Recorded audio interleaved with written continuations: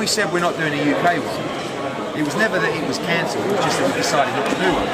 Everyone went mad. Like my Instagram, my Twitter, you're a disgrace, you've got to do a UK press conference. What about the UK fans? So I'm like, do you know what, fly them over. And it was a mad turnout. Eddie, you said before this press conference they were going to expect a knockout in this fight. What do you think after what we've seen tonight? Is it? Yeah, you know what's going to happen is they're going to go in with a game plan, but they're gonna, excuse my language, they're gonna lose their shit because it's gonna be so wild. Imagine all those corner people, all the close teams, all the fans, and when the bell goes, someone's gonna get hit on the chin, and they're just gonna go for it, and someone's gonna get cleaned out. And I just said to them, you know, Logan Paul said, I'm gonna create a meme of you, right? So someone's gonna get knocked out, and that meme in their world is going to be used as ammunition for the rest of their career. So they're not just fighting for the pride and for the win, but they're going to be humiliated by the other person for the rest of their career if someone gets knocked clean out. And I believe that. Frank Warren said that you only chose this fight because Frank Warren. Frank Warren.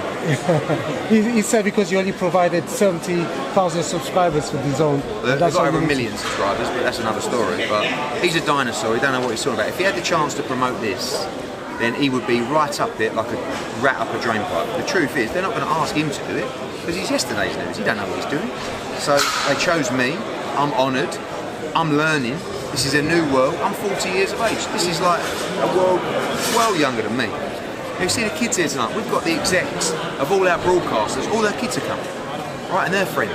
Oh, can we meet them? Could we meet them? Yeah, cool. Come on. Oh my, you know, they're like on the floor. These are like some of the biggest personalities in the world with the biggest followings. So I think it's great they're fighting. I watched the first one. I was asked to do the first one. I said no. I should have done it. There was a few quid to be made. But I watched it. I was in awe, and now I'm doing number 2, and I can't wait. Eddie, the new demographic for yourself and everyone involved. How nice was it to come to a press conference of this magnitude and not get booed? Well, yeah, I don't, because they don't know who I am. That's why. The truth is, I'm up there. They don't know who I am. They know I promote. They only know me through this, right? That's because they're a new audience. So I thought it was funny when I passed over to Adam Smith and Joe Markowski. I mean, it was the shortest speech from a broadcaster ever. And I'm just glad I brought True Geordie because I would have been lost up there. I mean, I wouldn't know what to do. Eddie, I'm not sure I've seen an emotional response from the audience since maybe Ricky Hatton. No, I know. Why are this audience so invested in these guys? I don't. It's a good question, and I'm learning now, right? I don't know. But what surprised me the most is this isn't people turning up like for a game show. These are people screaming and shouting with passion, right? It's mad. I don't know what it is, but we live in a world where these guys are the new role models, right? As a parent myself, like it, hate it, it's the truth. My kids, I want them to be inspired by Olympic athletes. The truth is, they're inspired by YouTubers. You know, and social media stars. So we can't just ignore that and say, oh, that's ridiculous. Like, this is just how it is. So hopefully these guys, by the way, can actually be positive role models as well. I know they're doing this and it's entertainment, but actually, one thing I like about boxing is they're taking it seriously. You know, they're following the code of the sport, and hopefully they respect it afterwards, and they can get on. We'll see about that. Just on the subject of role models, I think Logan did say he's going to kill KSI. I know it's a lot of bravado, but what's your response to that? Yeah, I mean, again, heat of the moment stuff. He shouldn't really say that. A lot of fighters say that as well. I think the way that he says it is a little bit different to the way some people might say it. That makes sense. I'm going to kill you, bro. Like, that's like, these guys speak in a slightly different language. They need to learn about the dangers of the sport, because when they walk into that arena on November 9th, it's going to be very dangerous. Our last interview, we were absolutely flooded with comments with the mention of Anderson Gibb versus Jake Paul. I don't even know. Is that quite happening or not? It will do.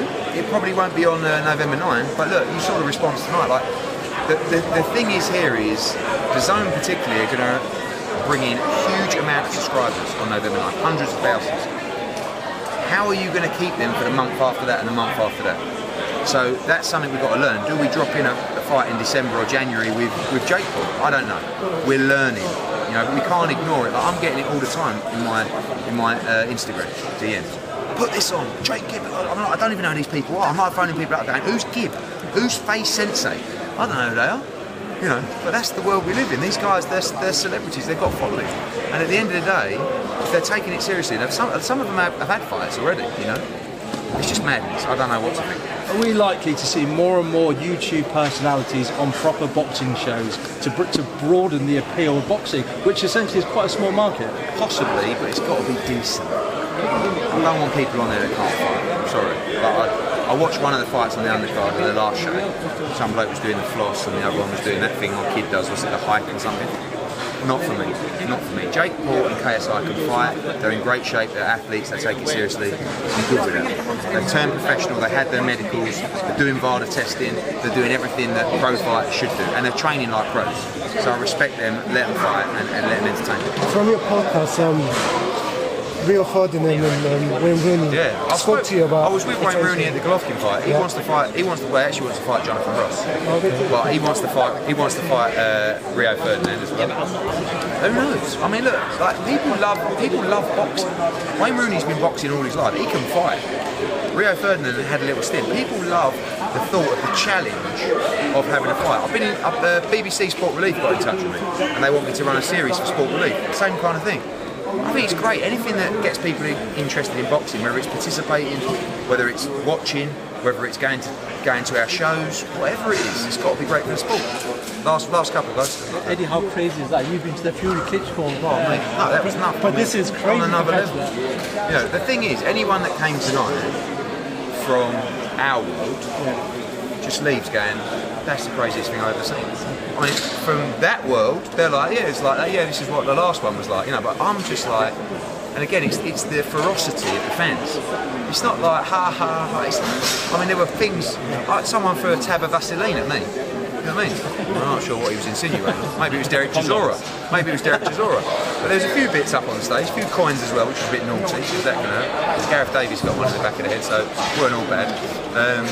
Just madness, mate, madness. It's a quick question. Like the recent pay-per-view numbers, how many are you expecting for this one? I don't know, the last one, what, 1.2 million global buyers? I think the last one did 400,000 in the UK, 400,000 in the US. But that was on at 3 p.m. US time, Eastern. This is a better time, this will be about 9 p.m. Eastern. Be earlier in the UK in the morning, 4 a.m. So probably a few less in the UK. Sky Sports pushing it hard on box office, same price as last time.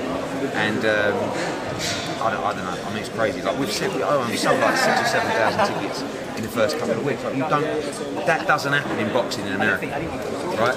And they always buy late. So we'll have 18,000, 19,000 in the Staples Centre. It's going to be like the time Fight Week kicks in and all the Fight Week activities. The whole YouTube community will then be engaged. And by the way, it's my job as well to engage the fight community, because at the moment the fight community is saying this is a joke, right? Like my credibility in the boxing. And I'm saying, I'm sorry, but you've got to explore this. Otherwise, you're an anorak and you're a dinosaur. So let me delve into this world and learn a little bit more about it. And it fascinates me because I'm a numbers man. Right? So I'm looking at the numbers, I'm looking at the streams, I'm looking at the pay-per-view, and I'm just thinking, and the digital interactions, social interactions. I'm thinking, we don't get this in boxing. Not that we don't get it. We don't even get it to a tenth of this in boxing. And I'm talking about for the biggest events out there. Oh, just on that, Eddie, numbers. How does this compare in terms of viewership to AJ and Ruiz? It won't do anywhere near the pay-per-view, UK pay-per-view that AJ Ruiz will do. It will. I mean, I don't know. I mean, I think this does 400,000 or 500,000 sign-ups for DAZN, and I think AJ Ruiz will probably do the same kind of numbers for DAZN. You know, what does that say about boxing, though? It's just the new audience. Yeah, it's the new audience. It's not just how you compare it to a boxing audience. It's how you compare it to any audience. Forget boxing. Look at any sport, like rugby, cricket, golf. You think anything like that delivers numbers like this? Impossible. That's why, like, Sky look at it and they're like, we cannot put it. Like, we've got a YouTube channel, Matchroom YouTube, all right? Matchroom Boxing YouTube. Subscribe, please. Thank you. We're small. We've got 70,000 members. We only just started. For the AJ Ruiz press conference, I think we got 9,000 or 10,000 watching live. Tonight, we got 30,000 watching, right, on our YouTube channel. So again, we're tiny. They got like 1 million, something like that. But that shows you 3 times as many people have watched this than the AJ Ruiz press conference, and they've gone to our YouTube channel. Hopefully they stay, subscribe and watch all our other content, start learning about the sport, investing in the sport. Oh, we watched the Regis Progress, Josh Taylor. Oh, you know what, we'll go to October 26th, that looks fun. This is how it starts. But even if you can get 1% of this audience, it's great for boxing. So,